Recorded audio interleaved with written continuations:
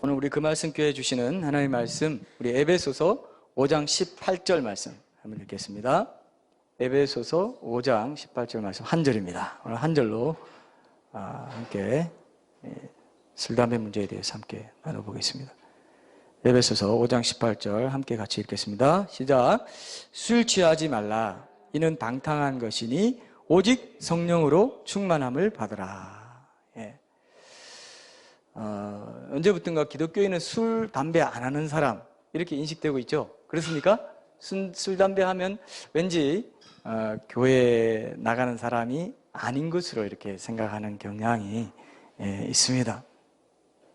그래서 이제 교회 가자 그러면은 나 술, 담배 하니까 술, 담배 끊으면 교회 갈게. 이렇게 말하는 사람 주변에 있어요, 없어요? 있죠? 술, 담배 하니까 나는 원래 교회와는 관계가 없는 사람이다. 교회와는 처음부터 태생이 무관한 사람이다. 이렇게 생각하는 그런 경향이 있습니다. 그래서 이 부분이 참 안타까워서 좀 우리가 성경적으로 한번 살펴볼 뿐만 아니라 성경에서는 그럼 뭐라고 말하고 있는지, 그리고 술, 담배를 하면서도 어떻게 교회를 나올 수 있는지, 그러나 그것이 왜 전부여서는 안 되는지, 이런 것들을 좀 오늘 나눠봤으면 합니다.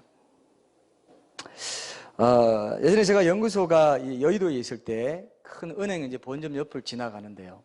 항상 지나갈 때마다 그 335 모여가지고 담배를 피우고 있어요. 그 본점 직원들이. 딱 보면 직원들이 바로 옆에서. 그래서 지나가는데 꽤 길게 한 100m 정도 될 것 같아요. 100m 정도 되는데 100m 걸어갈 동안 계속 흡연을 해야 돼요.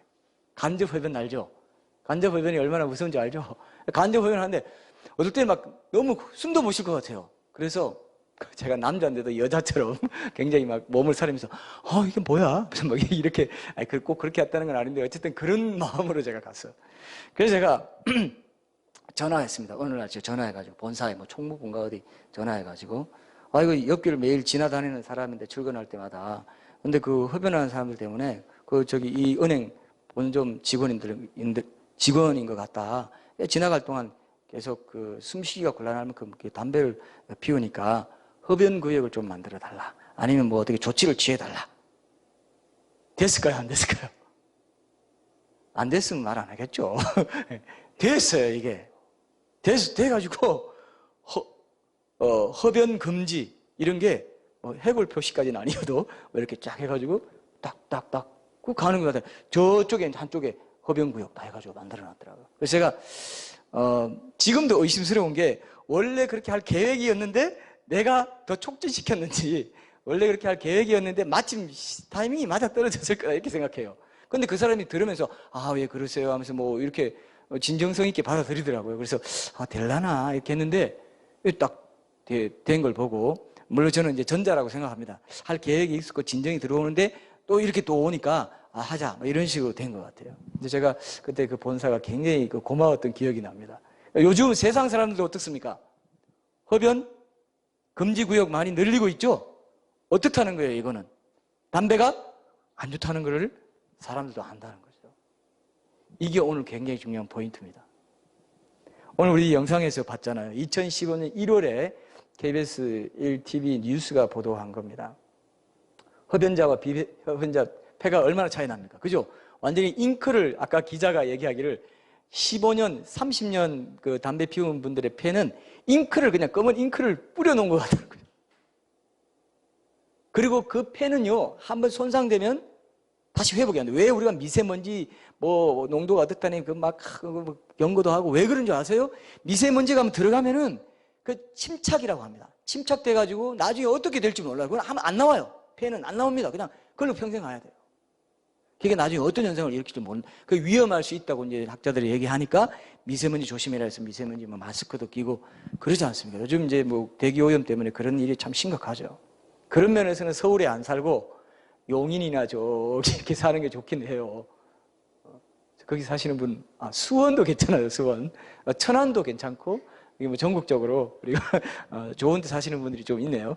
어쨌든 전국구라서 워낙 교회는 작은데 이렇게 전국구가 됐는지 모르겠지만 어쨌든 그 시골이 왜 좋으냐면은 잠잘 때 공기가 좋은 곳이 좋대요. 잠잘 때 우리가 숨 쉬고 할 때 공기가 좋은 것이 좋다 해서 이제 잘 때만이라도 시골에서 사는 게 좋죠. 전원주택 이런 게 좋긴 하지만 어쨌든 뭐 피할 수 없이 우리가 도시 생활을 해야 된다면 최대한 이런 것들을 잘 알고 있어야 되겠다 생각됩니다. 그래서 폐암을 보통 사람들의 경우보다 흡연하는 사람은 폐암을 유발시키는 비율이 25배나 더 높다. 원상복귀가 어렵다. 이런 것들. 그리고 담배 안에 엄청나게 그 해로운 화학 물질들이 들어있어요. 아까 보셨죠? 타르라든지 중금속, 뭐 유기용제, 발암물질 이런 것들이 폐포, 공기 주머니에 쌓이게 만듭니다. 그래가지고 이게 폐암으로 발전하게 되고 손상 한 번 이거 걷어낼 수가 없어요. 폐에 붙어버린 거는. 그렇기 때문에 이건 굉장한 손실을 가져옵니다. 그런 걸 우리가 스스로 마시면 돼요, 안 돼요? 안 된다 이거예요. 바보짓이다 말합니다. 그래서 제가 여러분도 그거 봤습니까? 어디 보니까 버스인가 어디 지하철이 제가 어디서 본 일이 기억이 안 나는데 이제 국가가 이제 만들어서 홍보하고 있는 금연 광고가 하나 있더라고요. 근데 카피를 보는데 와 제가 섬뜩하더라고요. 이게 굉장히 잘 만들었다. 뭐냐? 여러분들 아시는 분이 있을 겁니다. 딱 두 문장입니다. 흡연은 질병입니다. 치료는 금연입니다. 어때요? 제가 그동안 본 국가에서 만든 왜 이렇게 고속도로 타고 가면 뭐 졸음 운전하지 말라고 난리죠. 그때 뭐 딸이 뭐 하나 저건 굉장히 마음에 든다 뭐 이렇게 했던 게 지금 기억이 안 나는데 졸음은 눈 뜨면 뭐 다시 돌아올 수 없는 하여튼 뭐 굉장히 좋은 게 있었는데 지금은 생각이 안 납니다. 어쨌든 그런 것들을 만들 만큼 일반적으로 세상에서도 담배는 굉장히 싫어한다. 담배 같은 경우는 뭐 차나 커피 같은 기호식품의 하나가 아니냐 이렇게 말하는 사람도 있는데 저는 사무실에 있을 때 녹차를 이제 좋아해서 녹차를 마시는데 제 안에는 이게 미네랄, 생수에 있는 미네랄 이런 성분이 없어지기 때문에 아깝다. 그렇다고 또 수돗물로 끓여 먹어라 이렇게 말할 수는 없고 생수가 조금 덜한 생수를 마시자 뭐 이렇게 삼다수 말고 삼다수보다 조금 낮은 거 이렇게 이제 하자 뭐 이렇게 말했는데 근데 녹차는요 기호식품이 맞습니다. 왜냐하면 그 향내와 효능이 좋아요. 몸에 좋고 또 다른 사람들이 해를 입혀요, 안 입혀요? 다른 사람들이 해 입혀요, 안 입혀요? 녹차 마신다고. 해 안 입혀요. 커피도 마찬가지고 자기 몸만 조금 너무 많이 마시면 안 돼요. 커피는 조금 마시는 건 괜찮습니다. 많이 마시면 문제가 되지만 커피도 다른 사람들에게 피해를 주는 건 아닙니다.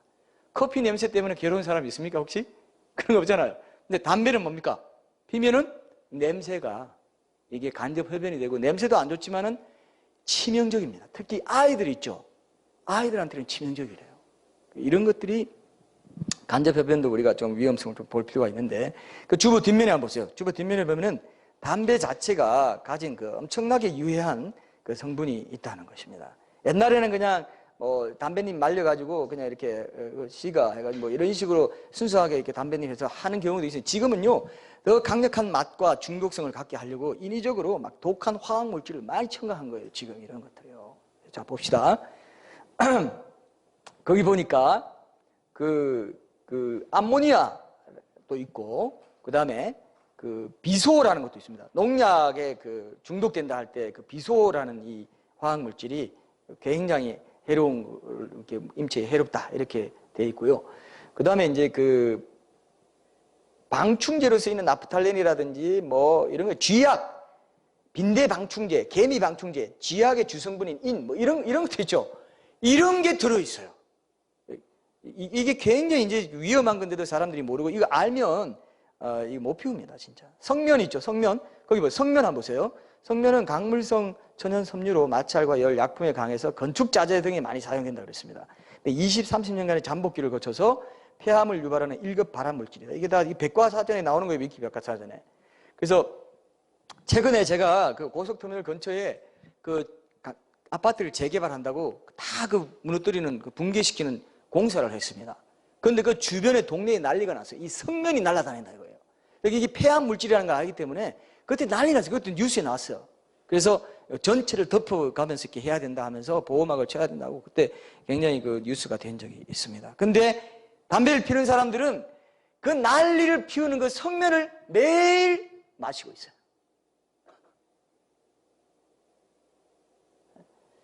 그 다음에 청산가리 두 번째 보세요. 그 두 번째 포름알데히드 옆에 독극물의 일종입니다. 매우 적은 양으로도 사망에 이르고 사형가스실에서 사용하는 독극물이 청산가리입니다. 옛날에도 우리 청산가리 있죠. 청산가리 타서 먹으면 그냥 자기 자살할 때 청산가리 타서 먹는다고 그러지 않습니까? 니코틴 보세요. 그 밑에 담배 중독의 원인 중 흡연 후에 약 1시간이 경과한 후에 재흡연을 하도록 유도해 주는 거예요. 그래서 니코틴이 있기 때문에 담배에 중독되게 다 계산을 해가지고 있죠. 니코틴을 박아놓은 거예요. 아주 담배 장사들 사실 굉장히 안 좋은 건데 국가가 나서서 이거 한다는 거 전매청 해가지고 한다는 거는 물론 뭐 여러 가지 다른 이유 때문에 공공적으로 했다고 하겠지만 문제가 됩니다. 그래서 순환 담배니 뭐니 하는 얘기도 이렇게 나오고 하지 않습니까? 그죠? 폴리움 210이라는 것도 방사능을 띠는 원소인데 방사능이 띠는 원소입니다. 얼마나 어려워요. 원자력, 뭐 핵 이런 데 있는 그런 방사능을 띠는 원소도 있고 그 다음에 일산화탄소 보세요. 산소 운반력을 떨어뜨리는 저산소증을 유발하는 것입니다. 제가 초등학교 들어가기 전인가 제가 옛날에 이거 제 고백을 하나 해야 되겠는데 제가 죽을 뻔했다가 살았어요. 어쩌냐면은 그때 날씨가 추울 때였는데 제가 어린 날을 제 어머니 목욕시키면서 추우니까 거의 다 탄 연탄 있죠. 혹시 옛날에 그런 기억이 있습니까? 뻘건 거. 거의 일산화탄소 없을 만한 거. 그걸 이제 같이 추우니까 놓고 했는데 제가 그걸 마신 거예요. 일산화탄소를. 거기 있는 소량의 일산화탄소. 제가 직접 마신 거예요. 어릴 때니까. 그래가지고 제가 정신을 잃어버렸어요. 정신을 잃어가지고 내가 겨우 깨가지고 김치국물 그거 붉은 김치국물 그때 열무김치 국물인지 뭔지 모르겠지만 김치국물 먹으면 일산화탄소 제거된다고 하지 않습니까? 그거 먹고 제가 정신 차렸어요. 그래서 그 말이 괜히 나온 게 아니구나. 김치국물 마시고 정신 차리라 이 말이 그냥 나온 말이 아니구나. 제가 진짜 김치국물 마시고 정신 차린 적이 있습니다. 일산화탄소 여러분 죽어요. 자살하는 사람들 차 속에 있죠. 차 속에 뭐 연탄 깔아놓고 있죠. 피워놓고 자살하지 않습니까? 뭐 때문에 자살해요? 일산화탄소 때문에 죽는 거예요. 그만큼 위험합니다. 그래서 지금 전 세계 인구 중에 한 5명 중에 1명꼴이 흡연자라고 하는데 남자는 남자 중에 한 50% 정도, 여자는 한 10% 정도 이렇게 빈다고 하는데요. 2020년 이후에는 사망자가 1,100만 명에 이를 거로 보는데 흡연으로 이거는 놀랍습니다. 이거는 뭐냐면요. 에이즈나 결핵이나 교통사고나 자살 그렇게 많이 하잖아요. 분쟁이나 학살 등에 의한 사망자를 모두 합친 것보다 많아요. 흡연으로 죽는 사람이. 별로 안 놀라시죠? 하도 죽는 걸 많이 봤습니까? 죽어 봐야 알겠습니까, 이거? 네? 네. 자, 고3 청소년이요, 흡연율이 우리나라에서 세계 제1위라는 통계도 있었습니다. 근데 이 담배에는 유해물질이 4,000여 종이나 들어있습니다. 그래서 인체에 정말 해를 끼치는데, 하루에 2갑이상 피면 25세 청년이 8년의 수명 단축 가져오고, 암 환자의 3분의 1이 담배와 관련돼서 사망한다. 이렇게 되어 있습니다. 근데 많은 청소년들이 어떻게 피우는 줄 아세요? 단지 어른스럽게 보이려고. 어른 성인 되는 거는 담배 피우는 거잖아. 호기심 때문에 핍니다. 그게 얼마나 엄청난 건데 엄청난 결과를 가져오는 거예요. 무병장수는 100세 시대인데 여러분 무병장수라는 말 들어봤죠? 근데 골골장수 골골하면서 오래 살면 그거보다 더 괴로운 게 없어요. 계속 힘들면서 이거 죽지도 못하고 자살하면 또 지옥 간다 하니까 기독교인 아니어도 자살하면 지옥 간다는 건 아는 사람들이 있어요. 그래서 자살은 안 해. 근데 골골하면서 오래 살아봐요. 얼마나 그게 힘든 일인지. 자, 근데 많은 우리 아이들이요 대부분 중고등학교 때 담배를 배웁니다. 그리고 초등학교 때부터 배우는 경우도 요즘은 있습니다. 저도 고등학교 때인가 중학교 말일 때인가 하여튼 누가 피워보라고 이상한 애가 피워보라고 장난처럼 한번 피워보라고 여러분 이걸 조심해야 돼요. 그래서 제가 그때 딱 한번 피워봤는데요. 피워봤는데 피고 원래 이렇게 넣었다가 돌려고 코로 낸다면서요. 저는 그런 거 모르고 저기 아는 신용을 하는데 좀 나중에 한번 조사해봐야죠. 넣었다가 넣었다가 코로 빼야지 이렇게 또 얘기하는데 저는 딱 먹자마자 너무 맛이 이상해서 저는 팍 하고 뱉어냈어요.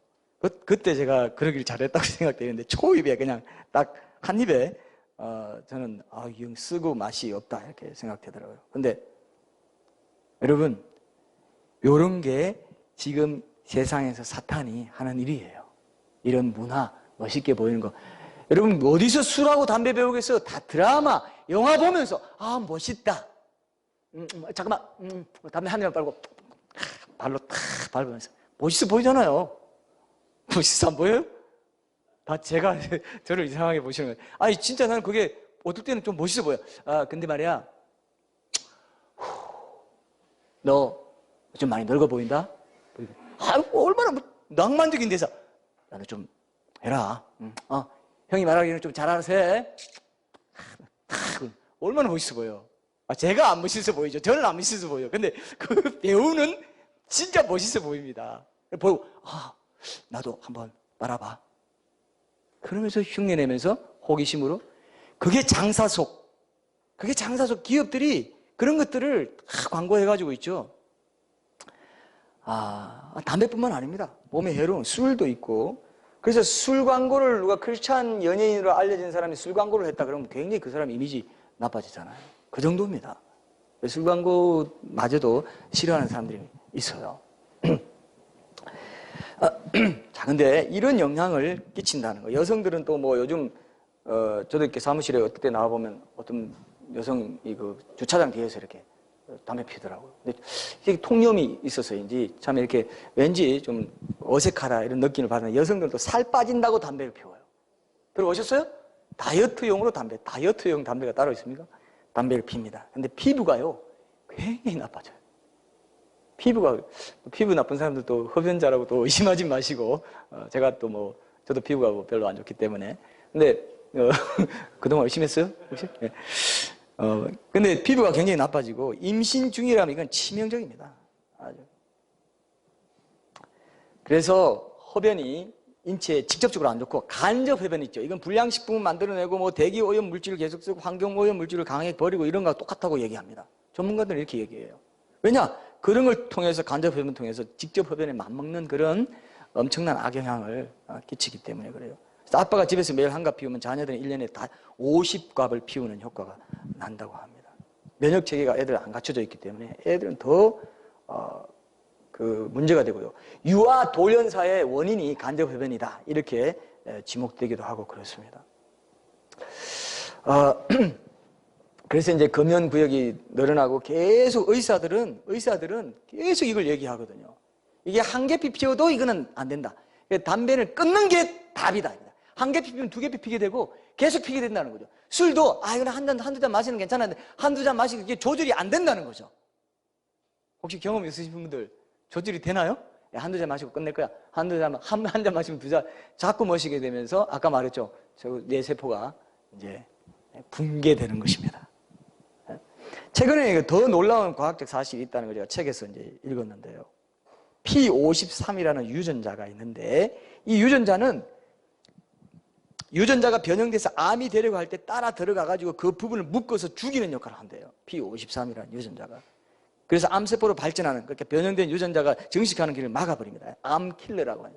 캔서 킬러라고 하는 유전자인데 이 최근에 과학적인 조사를 밝히는 게 뭐냐면은 담배의 주성분인 그 벤조피린이라는 이 물질이 P53 이 유전자의 끝부분, 그러니까 유전자 DNA에 가서 붙는 부분을 무력화시켜버려요. 그래서 인체 내에서 어떤 유전자 변형이 일어날 때 암세포가 만들어질 때 그것을 죽이는 기능이 마비되어 버리는 P53 항암 치료제로 쓰이는 겁니다. 근데 우리 몸속에 있는 암세포 제거 유전자를 망가뜨리는 게 담배라 이거예요. 그래서 폐암이 담배가 상업화된 후부터 급증했다고 합니다. 그리고 애들은, 면역성이 약한 애들은요, 그 간접 흡연을 통해서 필터 기능도 없고 하기 때문에 그 완전히 한 모금만 빨아도 P53이 망가질 가능성이 있다고 그렇게 지적하고 있습니다. 여러분, 어때요? 굉장하죠? 아까 보는 것처럼 술과 담배는 치매에 걸릴 확률을 음주자는 보통 사람보다 2.8배 높고 흡연자는 5배 이상 높다. 이렇게 보도가 되고 있습니다.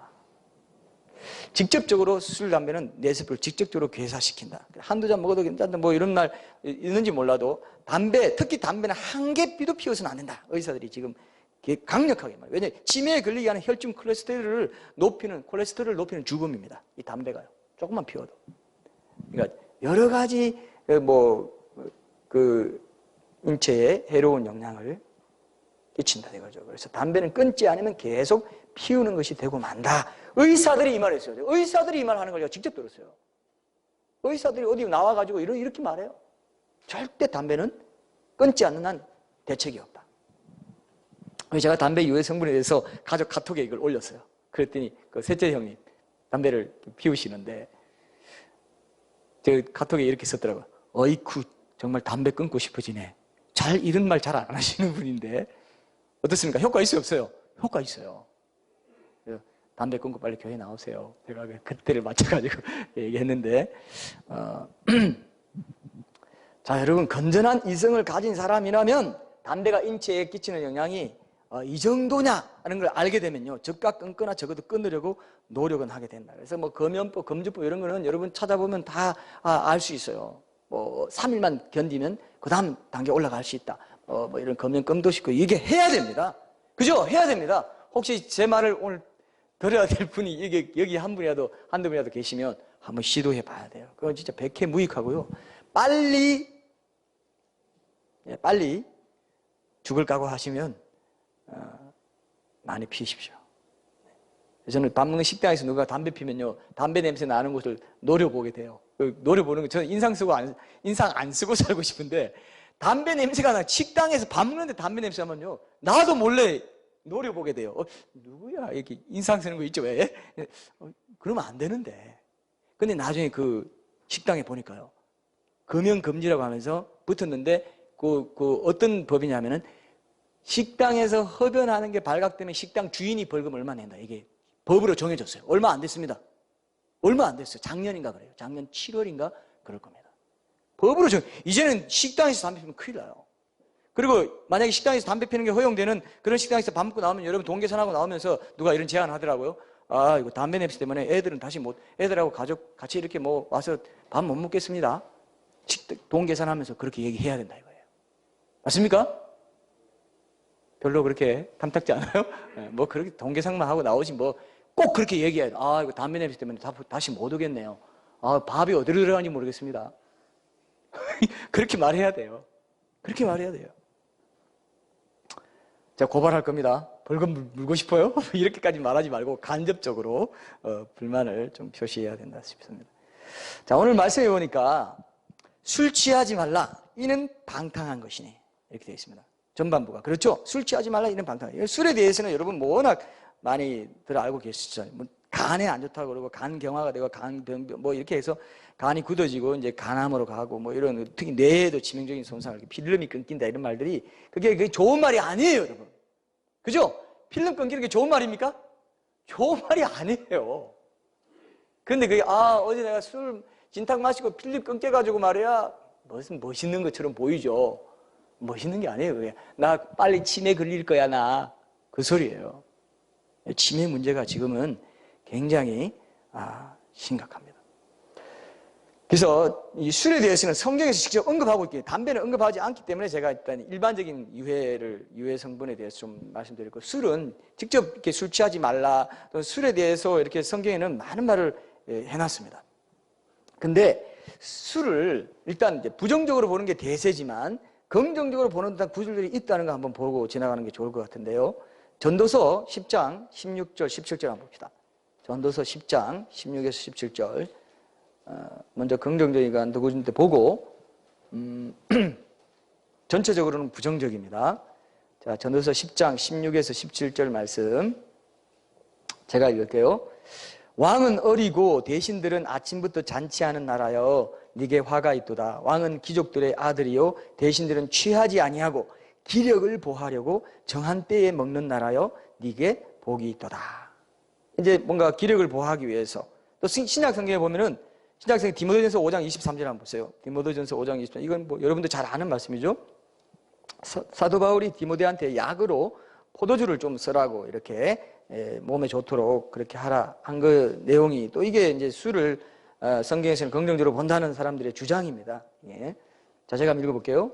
5장 23절에 디모데전서 5장 23절, 이제부터는 물만 마시지 말고 내 위장과 자주 나는 병을 위하여는 포도주를 조금씩 쓰라, 이렇게 돼 있잖아요. 그리고 아주 대표적으로 항상 거론되는 그 말씀이 뭐냐면, 예수님이 요한복음 2장에서 가나 혼인 잔치에 포도주가 떨어져서 포도주를 만들어 주셨다. 포도주를 그렇게 많이 만들어 주신 분이 포도주 안 먹었겠냐? 여러분 어떻게 생각해요? 잔치 자리에 와서 포도주 먹었을 거다 이거죠. 포도주 먹었다. 그리고 복음서에 보면 바리새인들이 이제 예수님이 직접 이렇게 말씀하십니다. 인자가 왔더니 세례 요한은 뭐 이렇게 했는데 인자가 왔더니 인자는 마태복음 11장 19절에 뭐 찾아보실 분 찾아보십시오. 마태복음 11장 19절에 보면 먹기를 탐하고 포도주를 즐기는 사람이라고 그렇게 바리새인들이 나를 가르쳐 그렇게 얘기한다 이렇게 말했어요. 이걸 갖고 또 굉장히 또 이제 주장하는 분들이 있습니다. 근데 실제로 예수님이 술을 탐하고 즐겼다는 의미가 아니라고 보는 분들도 많아요. 왜냐하면 그들이 그렇게 보려하고 그렇게 말하고 다니는 거라는 거죠. 이런 것들은 우리가 깊이 있게 문맥을 잘 봐야 해석할 수 있는 부분입니다. 그리고 포도주를 드셨다는 데 대해서 강력하게 반대하는 분들의 또 주장이 있습니다. 이건 뭐냐면 성경에 나오는 포도주가 사실은 포도즙으로 번역돼야 하는 경우가 많은데 그냥 다 포도주로 이렇게 번역해요. 예수님 당시에는 이스라엘에 물이 안 좋아가지고 이렇게 붉은 포도즙을 만들어서 포도주나 음료수 대용으로 포도즙을 이렇게 만들어서 먹었다 이렇게 이제 봅니다. 그래서 성경에서 포도즙에 포도빵과 포도주에 어떤 복이 있다고 했을 때 이스라엘 백성이 그런 복을 주신다고 했을 때는 그거는 포도즙을 말하는 것이지 성경에는 포도주나 이런 것들을 독주나 포도주 이런 것들 나쁘게 얘기하고 있는데 이걸 잘 조화시켜야 된다 해서 이제 이렇게 보는 분도 있어요. 그리고 예수님이 식사할 때 그 포도 드시는 것도 포도주나 포도즙에 묽은 포도에 빵을 이제 찍어서 물이 귀하기 때문에 물이 없기 때문에 목이 말라서 이렇게 찍어 먹는 그런 정도로 이제 드셨다 이렇게 이제 보기도 하고 실제로 그런 관습이 있었고요. 그래서 예수님이 이 포도주라는 것은 누룩이 들어가는 거고 부패가 일어나는 발효되고 이런 건데 그 예수님이 그 성만찬할 때 무교병, 6월절 그 만찬 6월절에 식사에 무교병이잖아요. 누룩이 안 들어간 빵을 먹잖아요. 누룩이 안 들어간 술을 먹을 것이다. 그런 의미에서 어떤 와인, 그러니까 0% 뭐 이렇게 포도즙이나 포도주스라든지 지금 이것도 아직 논란이 되고 있어요. 성만찬할 때 어떤 교회에서는 실제로 포도주를 마십니다. 그 제가 옛날에 좀 오래전인데 목사님들이 그 포도주 그 성만찬하고 나면 포도주를 마셔서 취했다는 내가 얘기를 들었어요. 이거는 별로 그렇게 좋은 예는 아닌데 그런 얘기를 들으면 이 포도주를 마셔도 된다 하는 이런 이제 생각이 있는 거죠. 포도주를 예수님도 포도주를 뭐 잘 드시고 근데 사실은 더 깊이 들어가 보면 그렇지 않다라고 할 근거가 있더라고요. 저도 그렇게 주장하는 분들의 말을 제가 완전히 수긍을 못하겠지만 그래도 그 일리가 있어요. 왜냐하면 이분들은 그 무교병을 먹고 누룩이 안 든 거를 먹는데 누룩이 든 술을 먹을 리가 있느냐. 무교병을 먹는 게 6월절 그 식사인데 그래서 이제 무교병을 먹고 그런 술도 어떤 포도주가 아닌 어떤 그 포도즙, 포도주스 같은 이런 것들을 먹었을 것이다. 이렇게 보는데 저 일리가 있다고 봅니다. 실제로 어떤 분이 이제 그런 말씀을 하시더라고요. 자기 경험을 말씀하시는 것 같은데 이스라엘 가면 성지순례를 가면은 그 와인 파는 가게들이 있는데 와인 중에는 이제 0% 알코올도 있고 와인은 그 주스를 좀 더 이렇게 그 술처럼 만들어서 이렇게 하는 경우가 많지 않습니까? 그 이제 성지순례객한테 밖에 이렇게 가게에 이렇게 써놨대요. 0% 알코올 0% 와인 그러면서 옆에 주의 만찬용 이렇게 써놨다는 거죠. 그러니까 이스라엘 사람들도 안다는 거죠. 원래 그 만찬할 때는 저기 발효된 거, 누룩 들어간 거 이런 걸 하지 않는다. 이렇게 생각을 한다는 거죠. 포도주와 포도즙의 차이를 안다. 이렇게 보는데 어쨌든 근데 이렇게 보는 걸 우리가 이제 성경에는 술에 대한 얘기고 술을 마시다는 얘기도 있고 뭐 이런 얘기가 있다 이렇지만 대체적으로 전반적으로 술을 마시는 데에서 성경에서는 부정적으로 언급하는 게 훨씬 더 많습니다. 대표적인 거 한번 찾아볼게요. 잠언 20장 1절 한번 봅시다. 잠언 20장 1절 말씀 한번 볼게요. 잠언 20장 1절 우리 한번 같이 한번 읽어보겠습니다. 잠언 20장 1절입니다. 잠언 20장 1절 제가 읽어보겠습니다. 같이 읽죠. 포도주는 금하게 하는 것이요 독주는 떠들게 하는 것이라 무릇 이에 미혹되는 자에게는 지혜가 없느니라. 이렇게 되어 있죠. 그리고 잠언 바로 옆에 23장 31절에는 더 강하게 말씀해놨습니다. 잠언 23장 31절에는 포도주는 붉고 잔에서 번쩍이며 순하게 내려가나니 너는 그것을 어떻게 하라고요? 보지도 말라 되어 있어요. 술은 아예 보지도 말라 가까이 가지도 말라 되어 있어요. 자, 좀 좋았던 분들, 아까 좀 좋았던 분들은 지금 실망할 수가 있는데 아예 보지도 말라 돼 있어요. 그리고 이사야서 5장 11절에 보면은 이사야서 5장 11절에 보면 아침에 일찍 일어나 독주를 마시며 밤이 깊도록 포도주에 취하는 자들은 화 있을진저 이렇게 얘기했어요.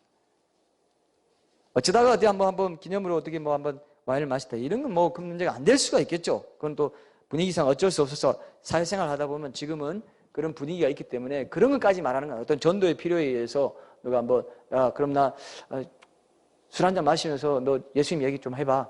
그런 건 좀 있어요 없어요? 교회 없을 것 같은데 만약에 있다 합시다. 술친구가 아니고 술친구는 없죠.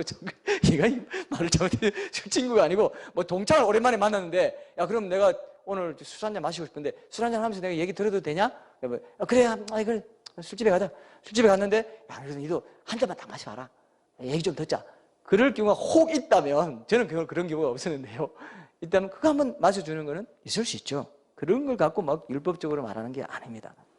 술에 임박히지 아니하며 술을 즐기지 않고 술을 취하지 않고 하는 이런 부분들을 이제 우리가 말하는 건데 많은 사람들이 이렇게 말하면 뭐라고 말하느냐?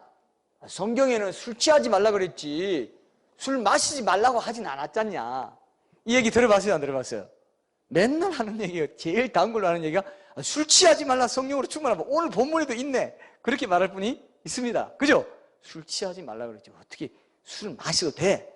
마실 수는 있어. 저도 이렇게 말씀드리고 싶은데요. 성경에는 그렇게 얘기하고 있지 않습니다. 잠언 24장 20절에 보면 술을 저기하는 자들과 고기를 탐하는 자들과도 더불어 사귀지 말라 뭐 이렇게까지 말하고 있고요. 그 다음에 이사야 5장 22절에 보면 포도주를 마시기에 용감하며 독주를 잘 빚는 자들은 화시 독주나 이런 거 폭탄주 같은 거 있죠. 막 섞어가지고 취하기 위해서 만드는 주 있죠. 그게 폭탄주입니다. 그거 마시면서 빨리 취하려고. 이런 우리나라 술 소비량이 세계 최고인 거 아시죠? 엄청나요, 엄청나요. 우리나라처럼 이렇게 술 포금하는 민족이 잘 없답니다. 왜 이런 어떻게 이렇게 술독에 우리가 이렇게 살게 되는지 우리나라 사람들이 술을 너무 좋아해요. 음주 가무 아시죠? 노래방의 술, 음주 가무가 딱 노래방의 술입니다. 노래방을 또 얼마나 좋아하는지. 어쨌든 이런 것들이 이제 다니엘서 1장 8절에 보면요. 근데 보면 다니엘은 뜻을 정하여 왕의 음식과 그가 마시는 포도주로 자기를 더럽히지 아니하리라 하고 자기를 더럽히지 아니하도록 환관장에게 구하니. 호세아서 4장 11절에 보면 음행과 묵은 포도주와 새 포도주가 마음을 빼앗느니라 그랬어요. 묵은 포도주, 새 포도주가 다 어떻게 한다고요? 마음을 내가 술 한잔 해야지. 알딸딸하네. 술 한잔 탁 하면 딱 좋겠는데 해서 뭐 카스도 나오고 막 그랬죠. 막 이런 여러분 뭐 술은 우리가 너무 익숙하기 때문에 여러분도 아마 낯설지 않을 겁니다. 근데 누가복음에 보면은 21장 34절에 보면 너희는 스스로 조심하라. 그렇지 않으면 방탕함과 술 취함과 생활의 염려로 마음이 둔하여지고 뜻밖의 예수님 재림하시는 그날이 뜻과 같이 너희에게 임하리. 술 취함은 여러 가지 뜻이 있습니다. 술 취한다는 것은 다른 뜻도 생활의 뭐 염려와 잡념 이런 것과 함께 어떤 영적인 것이다 이렇게 보기 때문에 술을 가까이 하지 않고 아예 마시지 않는 쪽으로. 왜냐하면 내가 어떤 사람 이렇게 말하는 사람이 있답니다. 나는 술을 마실 수도 있고 안 마실 수도 있어. 이렇게 말하는 사람 봤습니까? 그런 사람 반드시 마시게 된대요. 이게 속이는 거예요. 아까 제가 얘기했죠. 한두 개 피우는 건 괜찮겠지. 안 해요. 절대로 그걸 끝나지 않는다는 거죠. 기호식품 중독성이 있는 건 그게 아니라는 거예요. 술도 알코올 중독이 왜 됩니까? 중독성이 있어요. 그래서 한두 잔 마시면 되게 안 해. 또 마시게 되고 계속 마시게 된다는 겁니다. 그래서 술이 방탕과 연결되기 때문에 오늘 본 말씀 뭡니까? 술 취하지 말라. 이는 방탕한 것이니. 방탕. 오직 성령으로 충만함을 받아라. 로마서 14장 13절에 보면 낮에와 같이 단정히 해가고 방탕하거나 술 취하지 말며 음란하거나 호색하지 말며 다투거나 시기. 어거스틴이요 술꾼이었는데 어떻게 그 구원을 받았냐 거듭났냐 하면 이 말씀 읽고 구원받았어요. 이 말씀 읽고 막 애들이 밖에서 막 들고 읽어라 라틴어로 막 그렇게 말하는 걸 듣고 자기가 성경을 딱 폈는데 이 말씀이 이 한 구절이 들어온 거예요. 오직 그리스도로 옷 입고 그때 이 사람이 그리스도께 완전히 돌아서게 되고 그때 거듭났다 이렇게 얘기합니다. 자기가 술 취한 삶을 살았기 때문에. 그리고 고린도전서 6장 10절에 보면은 이 술 취하는 자나 도적이나 탐욕을 부리는 자나 술 취하는 자나 모욕하는 자나 속여 빼앗는 자들은 하나님의 나라를 유업으로 받지 천국 못 간다. 아예 못 박아버렸어요. 하나님의 나라를 유업으로 못 받는다. 이 정도로 성경에서는 강하게 말합니다. 오늘 본문 말씀이 뭡니까? 술 취하지 말라. 이는 방탕한 것이니 오직 성령으로 충만함을 받으라. 여러분 그런 얘기 들어봤을 겁니다. 그 아버지 어디 가시냐 그러면 저기 시장 갔는데요. 그래 시장이 얼마나 먼데 그러면 한 10km 됩니다. 이렇게 얘기했다 합시다. 그러면 10km 되고 가는 길은 10km인데 오는 길은 한 15km 정도 돼요. 무슨 말인지 알죠? 방탕한 거예요. 갈지자로 오는 거죠. 올 때는 부딪히기도 하고 뭐 어디 논두렁에 빠지기도 하고 뭐 한 15km 정도 되는 거죠. 아직 못 알아들으신 분들은 한 번도 술 취하지 않으신 순수하신 분으로 제가 알겠습니다. 술의 폐해가 굉장합니다. 방탕하고 그래요. 근데 담배도요. 담배도 성경에 담배 먹지 마라 이렇게 말해. 그때는 기호식품 담배가 그때는 없었다고 이렇게 보기 때문에 그러나 담배에 취하지 말라라고 했을 것 같아요. 왜? 담배와 술이 비슷해요. 중독적인 거 비슷하죠. 몸에 해를 끼치죠. 다른 이웃들에게도 해를 끼쳐요. 그죠? 술 마시면요. 다른 이웃들에게도 주정하면서 얼마나 괴롭습니까? 크리스찬 남편을 두신 부인들은 행복한 줄 아십시오. 적어도 주전부리는 안 하지 않습니까? 혹시 주전부리 하세요? 그럴 리가 없죠. 오늘 그래서 누구 만났는데 내가 오늘 안 먹으려고 했는데 우리 주님께 죄송하네요. 뭐 이런 적은 없지 않습니까? 그럴 리는 없잖아요. 그것만 해도 굉장히 다행이고요. 그 다음에 간접 흡연 안 하는 것만으로도 감사하게 생각하셔야 돼요. 맞습니까? 네.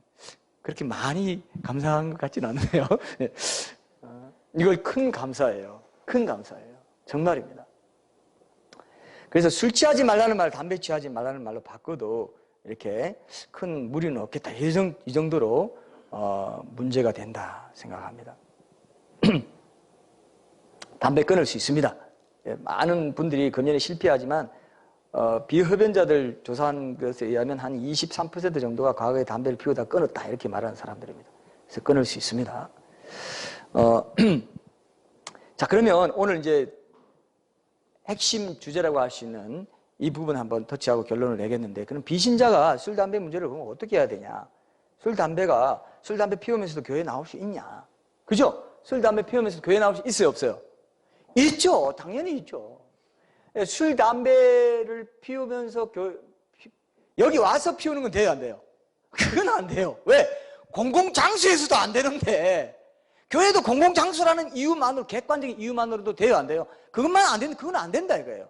그런 이유에서는 충분히 안 된다고 말할 수 있습니까, 없습니까? 그런데 그럴 이유밖에 아닌데도 술, 담배, 나 피우기 때문에 교회 못 가. 그 말은 말이 안 된다 이거예요, 1차적으로. 맞습니까? 이 논리를 세우세요. 우리가 안 믿는 분들한테 전할 때 이 논리를 세우고 있어야 됩니다. 공공장소에도 못하니까 교회도 공공장소니까 일단 그것 때문에 안 된다. 객관적으로 일단 안 된다 이렇게 얘기할 수 있습니다. 그리고 또 한 가지는 사회에서도 이제 인체 백해 무익하다고 하고 하는데, 사회에서는 인체 백해 무익하다는 건 얘기를 많이 합니다. 근데 교회에서는 어떤 시각을 두 번째로 가져야 되냐면은 영적으로, 정신적으로 왜 술, 담배가 해로운가? 여기에 우리는 좀 포커스를 맞춰야 되겠다 이런 생각을 저는 하게 됐어요. 말씀 준비하면서. 그렇죠. 여기에 대해서 많이 말하는 사람 없어요. 오히려 술 마시면 그래도 교제도 하고 얘기도 잘 하게 되고 뭐 담배도 뭐 피면서 좀 심신 위안도 삼고. 근데 위안을 삼는다는 것도 술, 담배의 공통점이에요.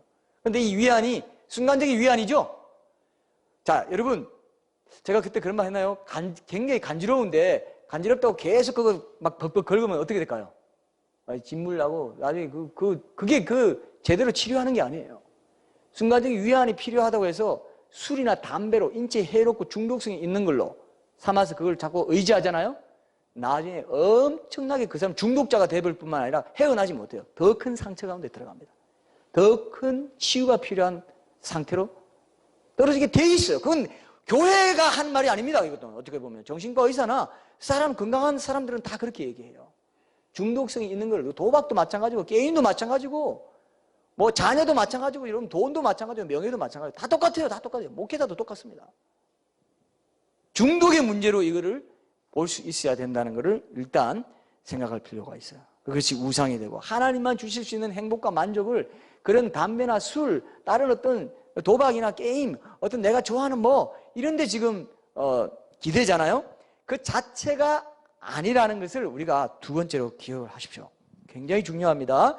이것은 사람들이 교회를 나가려고 하는 이유, 또 사람들이 뭐 돈을 벌고 뭐 행복을 추구하는 이유가 다 뭡니까? 그죠? 이 세상에서 무엇을 목적으로 해서 살아가냐 이거예요. 사람들이 진정한 행복과 만족을 얻기 위해서 사랑하고 건강하게 그렇게 살아가는 게 어떻게 보면 사람들의 목적이잖아요. 우리는 영원한 천국과 지옥이 있다는 거 알고 그 영적인 세계까지도 바라보고 사후의 내세까지의 그런 영원한 복도 추구하는 사람들이지만 일단 이 세상에 살아가면서 행복을 추구하고 열심히 일하고 하는 사람들도 행복을 추구한다고요. 사랑하고 만족하는 건강한 삶을 구하고 있어요. 맞습니까, 여러분? 맞죠? 우리 이웃들이 다 이렇게 살죠?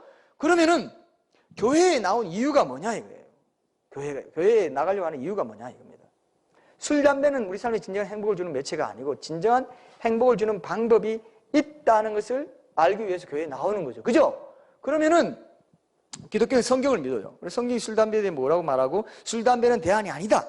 이렇게 얘기하는 곳이다 이거죠. 술, 담배를 끊어야만 교회에 나올 수 있는 건 아니지만 그죠? 그리고 술, 담배를 안 하는 사람들이 모인 곳이라는 교회라 이미지가 나쁜 건 아니지만 그 자체의 뜻이 뭐냐를 우리가 깊이 생각해야 된다 이거예요. 자, 이게 문제입니다. 자, 잘 들으십시오.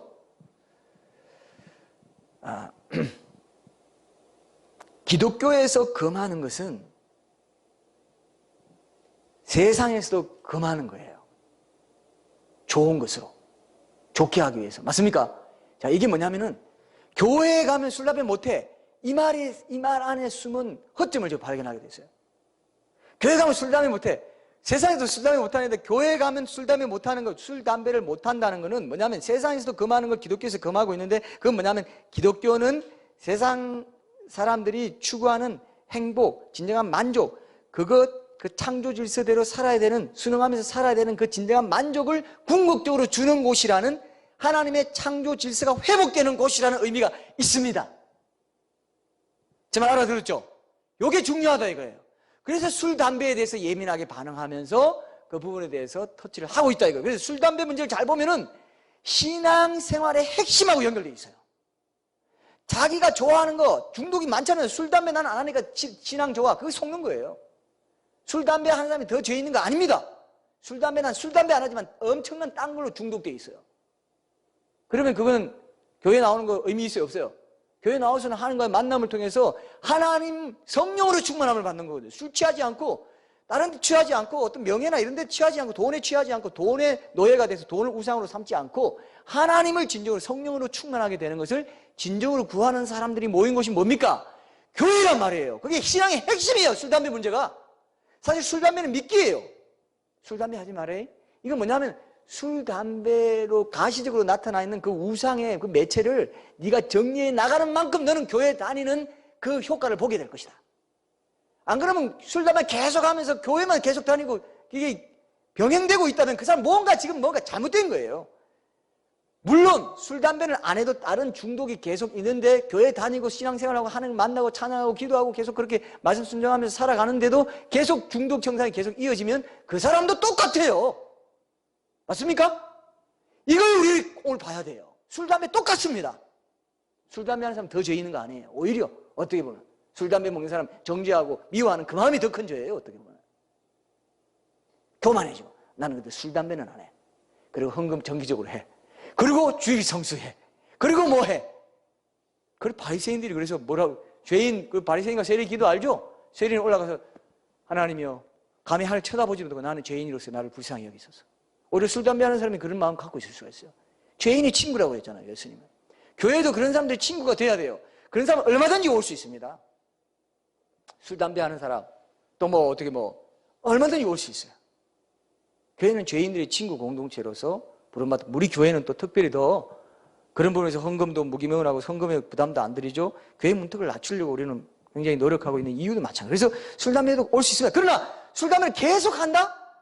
거기에 대해서는 한번 생각해 보십시오 라고 뭐 얘기하고 싶다 이거예요. 말씀을 계속 듣고 말씀이 들어가고 있는데, 성령님이 들어가고 있는데, 성령님이 터치하고 있는데 계속 상관없어요 하면 교회는 오래 다니는데 효과는 없다는 정도로 우리는 진단을 할 수 있다 이거예요. 그렇죠? 강제로 끊기는 못합니다. 그 사람이 듣고 이건 맞지 않구나. 영적으로 정신적으로 백희무익하고 인체도 백희무익하지만 교회에 내가 다니는 이것도 의미 없게 만드는 것이구나. 교회를 해서 나가는 것도 의미 없게 만드는 것이기 때문에 이런 바보 같은 짓은 내가 안 해야 되겠다. 이건 비논리적인 것이구나. 이 술, 담배를 즐기는 상관은 다른 삶을 추구하는 것이 교회이기 때문에 그렇습니다. 근데 세상에서는요, 술, 담배를 하지 않을 경우에 그것 대신 진정으로 즐길 수 있는 어떤 대용품, 대체제를 찾기 어렵습니다. 그런데 성경은 뭡니까? 술 취하지 마. 이런 방탕한 것이 뭐라고 돼 있어요? 성령으로 충만함을 받으라 이거예요. 우리는 답이 있다 이거예요. 우리는 기준이 있다 이겁니다. 대신 채워지는 게 있어야만이 중독이 끝나요. 맞습니까? 그렇지 않으면 중독은 끝나지 않습니다. 이거는. 교회만이 술, 담배 하지 말라는 이유는 교회만이 술, 담배 끊으면 대안이 있다 이거예요. 대안이 있다 이거예요.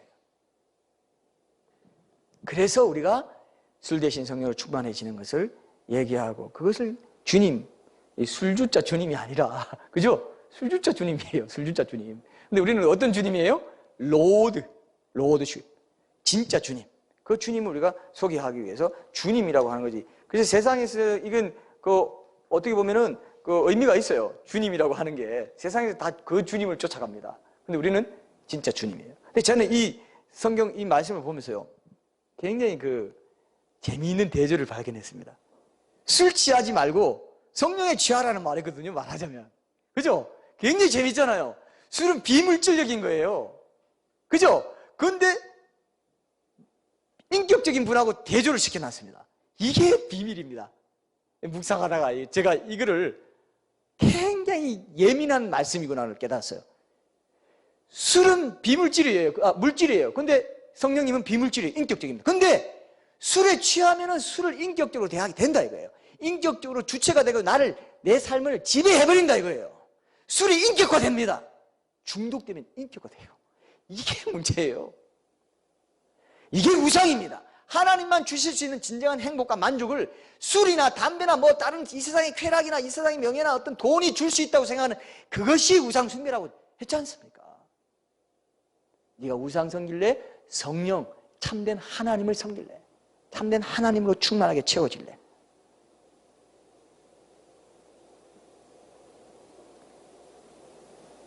마음의 종속적인 의존 상태를 벗어나는 거죠. 그래서 우리 교회는요, 비신자들에게 하나님의 말씀을 들려준 믿음은 들음에서 나며 들음은 그리스도의 말씀으로 말미암는다 했기 때문에 그렇게 하면서 믿음이 생기도록 돕고 있는데 굉장히 중요한 의미를 두고 있기 때문에 교회 술, 담배를 하면서도 계속 교회에 참석하면서 예배를 함께 드리다 보면 하나님께서 말씀을 계속 해주시고 그걸 듣다 보면 믿음이 생겨나고 그러면서 성령의 역사를 경험하게 되면서 왜냐하면 말씀이 올바로 선포되는 곳에서 성령이 역사하시니까 그러면서 점점점 술, 담배가 의미 없는 거구나. 다른 것으로 채워지기 때문에. 근데 안 채워지면 어떻게 될까요? 계속 술, 담배 할 수도 있겠죠. 그럼 문제가 될 수 있겠죠. 그럼 교회에도 문제가 있는, 말씀이 문제든지, 예배가 문제든지, 어떤 기름 부으심이 없는 것이다든지, 이럴 수도 있겠죠. 그러나 그 사람에게도 문제가 있죠.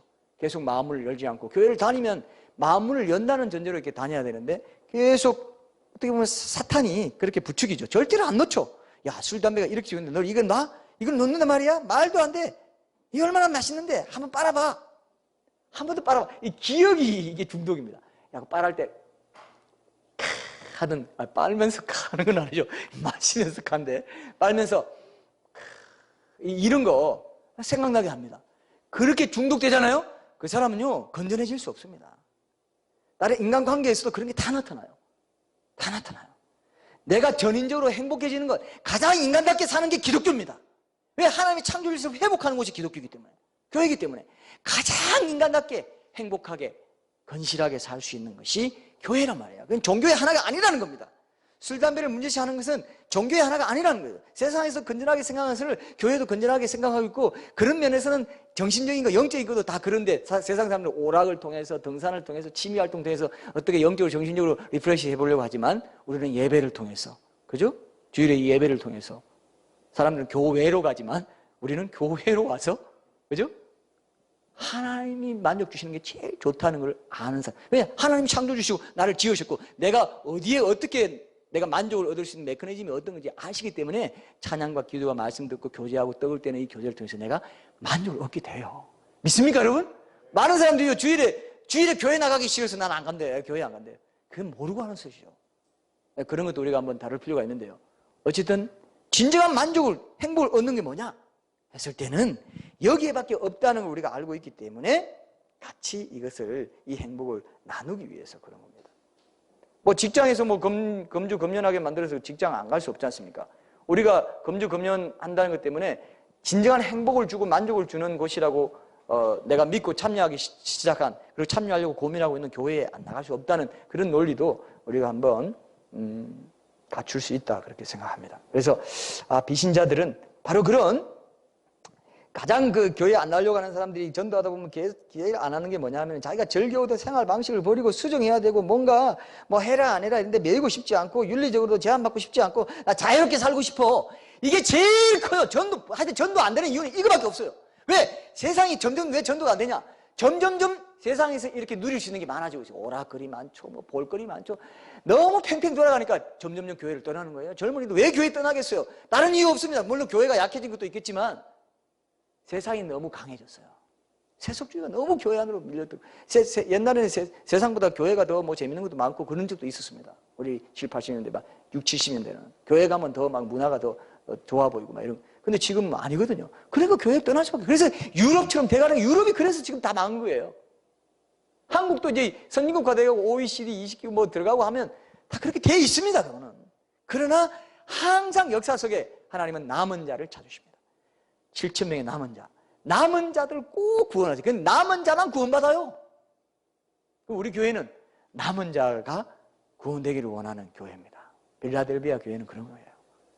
그렇게 세상은 다 저렇게 갈지라도 남은 자로서 좁은 문으로 가는 교회로 우리가 살아납시다.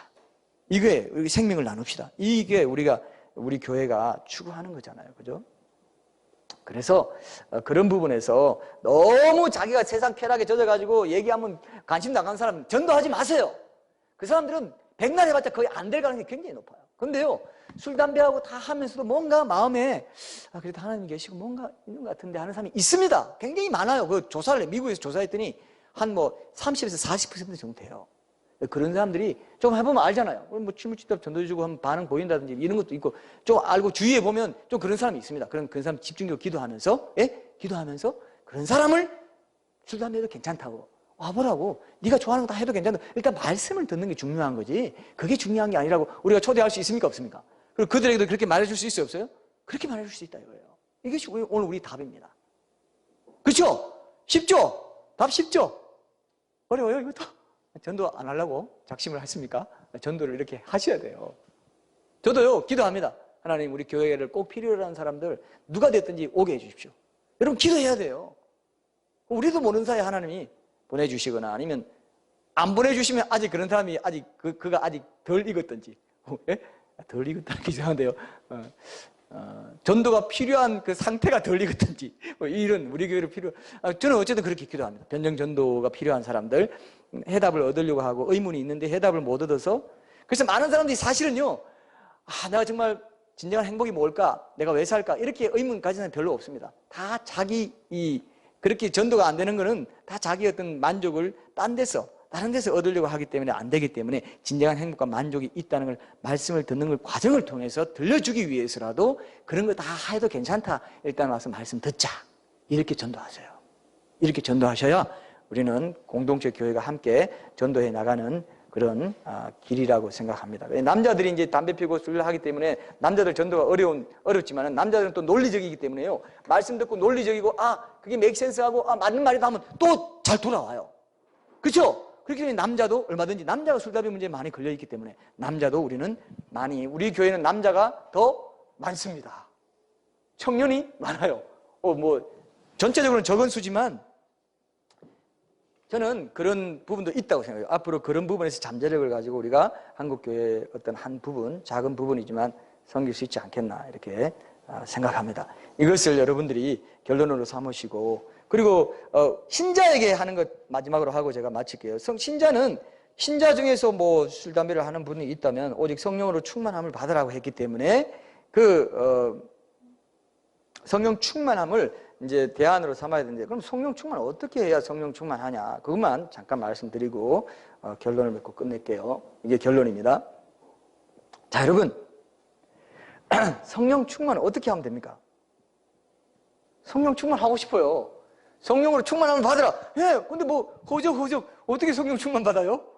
어떻게 성령 충만 받을까요? 그걸 제가 말씀드리고 끝낼게요.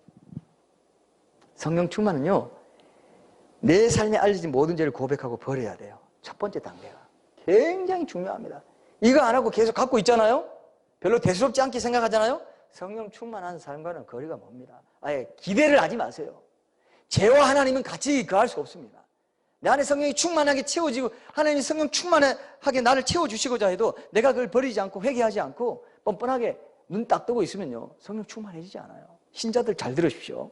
비신자도 물론 해당되겠죠, 장기적으로는. 그리고 두 번째는 성령의 그 통제 아래 내가 전적으로 나를 맡기고 순복하려는 의지가 있어야 됩니다. 나를 부인하려는 내 의지와 지성과 몸, 시간, 달란트, 재물, 이 모든 가지 하나님의 통치 영역, 성령의 통치 영역 가운데 오픈하고 내가 맡기는 그 험블한 마인드, 이 겸손한 마인드, 열린 마인드, 오픈 마인드를 가져야 돼요. 하나님, 나를 주장하지 않겠습니다. 내가 주장해서 그동안 맨날 손해만 보고 실패만 하고 낭패만 당했습니다. 성령님께 내 의지와 내 모든 것들을 맡기겠습니다. 이런 고백이 필요하고요. 성령님께 나 자신을 맡겨 나를 부인하고 자기 십자가를 지고 예수님 길을 따라가는 그런 자기 부인의 스피릿이 있어야 됩니다. 굉장히 중요합니다. 그 다음에 하나님의 말씀이 내 안에 풍성히 거하도록 해야 돼요. 우리가 왜 암송을 강조합니까? 그 주일 설교 말씀 중에 핵심들 왜 암송 강조해요? 풍성히 거하는 게 말씀 충만이 성령 충만이기 때문에 그래요. 그래서 말씀 많이 읽어라, 묵상해라, 외워라, 기억해라, 마음판에 새겨라, 손목에 메고. 왜 그래요? 그게 성령적, 그게 진짜 인간이 살 길이에요. 왜? 난 하나님 형상으로 지어졌기 때문에 하나님의 형상이 내 안에 온전히 회복되고 하나님으로 내가 충만해지지 않으면 어디에도 만족 있고 행복하지 않아요. 왜 마릴린 몰로 같은 사람이 그렇게 인기가 많고 연예인들이 그렇게 인기 많고 돈이 많고 명예가 많은데 자살합니까? 그거 보면 알잖아요. 오늘 처음으로 눈 마주쳤어요. 그죠? 그거 보면 알죠? 그거 보면 알아요. 오직 하나님께 내가 뜻을 두고 그분의 내가 삶의 목적을 둘 때, 그때 진정한 행복과 만족이, 술, 담배 하는 것도 위안을 삼고 그런 게 다 그 전체적인 목적이 여기에 있다는 걸 우리는 같이 나누는 곳이 교회이기 때문에 전체적으로 그렇게 같이 그 부분을 강조하고 있다는 거죠. 그래서 말씀을 읽고 연구하는 것도 중요합니다. 연구하는 사람들이 많아요. 이 말씀이 무슨 말씀이고 이 말씀이 무슨 뜻이고 연구할 때 내 것이 됩니다. 맨날 통독만 한다고 되는 게 아닙니다, 여러분. 에스겔서는 무슨 말씀인지, 뭘 말하는 건지, 무슨 내용이 있는 건지 알아야 돼요. 그러면서 통독도 해야 되고 묵상도 하고 암송도 해야 돼요. 그래서 그 말씀 교회는 그 말씀을 이제 중시할 겁니다. 앞으로는 제가 그런 부분도 같이 이제 더 하고 싶은데, 우리 교회는 작은 개척교회이기 때문에 주일에 이렇게 모여서 우리 또 주일에 이렇게 빌려가지고 하기 때문에 제가 이렇게 설교하는 것이 가르침이기도 하고 훈련이기도 하고 모든 포함하고 있기 때문에 그냥 30분 정도 하고 많은 다른 교회처럼 어떻게 좀 여유 있는 교회처럼 그렇게 할 수가 없다는 거 여러분 이해하시죠? 그래서 제가 이렇게 하는 거예요. 1시간 정도 하는 거예요. 왜? 여기 다 있기 때문에, 지금 초반에 여기 다 있기 때문에 여러분 절대로 왜 이렇게 설교가 오래 길게 하는 거야? 그렇게 말하면 안 돼요. 우리는 그렇게 할 수 없는 교회입니다. 이 정도 해가지고 그래도 뭔가 정신 차리고 말씀이 이거네? 하나하나 잡아가야 되겠구나. 주제를 잡아가는 거죠. 맞습니까? 그렇게 주신 걸 어떻게 해요? 그러니까 여러분들 그걸 가지시고 전적으로 여기 연구하는 거예요. 우리는 연구하는 거예요, 지금. 말씀을 연구하는 거예요. 이 말씀이 그러한가 하여. 베아에 있는 사람들이 데살로니가 있는 사람들 더 신사적이어서 더 너그러워서 이 말씀이 정말 그러한가 하여 말씀을 날마다 상고함으로 그 가운데 믿는 자가 많았다. 그래서 말씀을 상고하고 계속 배우고 듣고 할 때 믿는 자가 생긴다 이거예요. 그 방법이, 그게 변정전도의 과정 중심의 전도입니다. 의문을 해결해주고, 그죠? 기경해주고, 그런 어떤 걸림돌을 제거해주는 거예요. 그리고 이제 우리 자아를 내려놓고 비워드리면서 그분으로 충만해지기를 원하는 거죠. 그 말씀에 순종하는 것까지 포함해서 그렇게 될 때 말씀 읽고 연구하는 목적은 순종하기 위함입니다. 암송하는 목적은 순종하기 위해서예요. 그럴 때 여러분 그 성령 충만의 결과로 하나님의 인도하심과 동행하심 내 삶 가운데 느껴져요. 하나님이 이렇게 인도해 주시는구나. 하나님이 이렇게 또 어떤 문제를 이렇게 해결해 주시는구나. 구체적으로 느끼게 되고요. 하나님의 개입으로 어떤 환경이 기적적으로 바뀌거나 기적적인 어떤 응답도 받게 됩니다. 이게 신앙생활이에요. 이게 성령 충만한 풍성한 삶이라는 게 이겁니다. 성령 충만을 그 기초적인 거, 성령 충만, 뭐 은사주의자들이 맨날 하는 소리 아니야? 그게 속는 거예요. 계속적으로. 여기 받으라 돼 있잖아요. 이건 피동적인 겁니다. 수동태예요. 원어에 보면 수동태예요. 왜 받? 내가 어떤 해서 받을 수 있는 게 아니라 하나님 말씀에 순종할 때 하나님이 주시는 거라 이거예요. 내가 조건이 만족될 때 하나님이 주시고 계속 채워주시고 이끌어 주시는 거란 말이에요. 내가 협력하는 게 필요하다는 거예요. 그죠? 아무것도 안 하고 그냥 감나무 있어도 감 떨어지기 기다리면서 있는데 성령 충만 받는 게 아니라 이거예요. 하나님 말씀 순종할 때 되어지는 그런 역사를 경험하게 해주신다 이것입니다. 하나님께서 내 삶 안에서 내 삶을 통해서 일하신다는 걸 느끼게 돼요. 자연스러운 상황 속에서 내 삶이 하나님의 간섭과 터치를 받게 되고 어떨 때는 막 감동을 받아서 울기도 하고 길 가다가 그냥 눈물 나요. 하나님 너무 감사하고 좋아서 하나님 감사합니다. 임재와 동행을 느끼게 됩니다. 그리고 내 죄를 더 잘 느끼고 의식하게 돼요. 죄에 되는 것은 뭐든지 피하려고 합니다. 그리고 내가 자랑할 것이 없고 내가 남보다 나을 것이 없고 결코 영적인 우월감이나 교만한 마음 갖지 않습니다. 항상 다 이뤘다는 이런 교만한 마음 없이 성령의 인도하신 동행하신 가운데 다른 사람을 나보다 더 낫게 여기면서 자아가 아닌 그리스도로 충만히 채워지기를 원하는 그런 마음을 갖게 되는 거예요. 그래서 이 결론을 보면요, 에베소서는요 지금 교회론을 다루면서 이 말을 하고 있기 때문에 이 성령 충만도 이 원어적으로 봐도요 개인뿐만 아니라 공동체적인 교회 안에 이 성령 충만을 명령하고 있어요. 교회 공동체가 성령 충만을 받아라. 그래서 개인에게뿐만 아니라 교회 전체에 해당되는 명령입니다. 신자든 비신자든 담배를 피든 술을 먹든 뭘 하든 어떤 중독에 빠져 있든지 교회에 나와야 된다 이거예요. 교회 공동체에 나와야 성령 충만 받는다 이거예요. 함께 받는다 이거예요. 예배 드리면서 찬양하면서 기도. 그래서 왜 이렇게 중요시합니까? 우리 찬양 리더, 워십 리더랑 저는 찬양에 대해서 굉장히 선곡 열심히 합니다. 굉장히 마음을 많이 들여서 해요. 왜? 찬양 한 곡도 중요하니까요. 맞습니까? 찬양 한 곡도 중요해요. 그냥 선곡하는 게 아닙니다, 여러분. 그래서 거기서 은혜 받을 때 술이 끊어지고 담배가 끊어지고 성령 충만한 게 뭔지 말씀이 이렇게 나를 이끌어 가시는구나. 이걸 알게 된다 이거예요. 이 시편 40편 3절 보고 제가 결론 맺겠습니다. 끝내겠습니다. 자, 시편 40편 3절 우리 같이 한번 읽고 제가 기도하겠습니다. 우리 찬양합시다. 시편 40편 3절 한번 보세요. 우리가 예배할 때 비신자도 술 담배 하던 비신자도 와서 하나님을 느끼게 되고 하나님께 의지하는 삶을 결단하게 됩니다. 저는 이거 믿습니다. 자, 시편 40편 3절. 자, 우리가 같이 한번 읽겠습니다. 시작. 새 노래 곧 우리 하나님께 올릴 찬송을 내 입에 두셨으니 많은 사람이 보고 두려워하여 여호와를 의지하리로다. 공동체에 와서 새 노래하고 찬양할 때 예배 드릴 때 사람들이 두려워하고 하나님 살아계심을 알고 두려워하고 경외하게 되면서 하나님을 의지하는 역사가 나타나게 된다 이겁니다. 저는 이것을 믿습니다.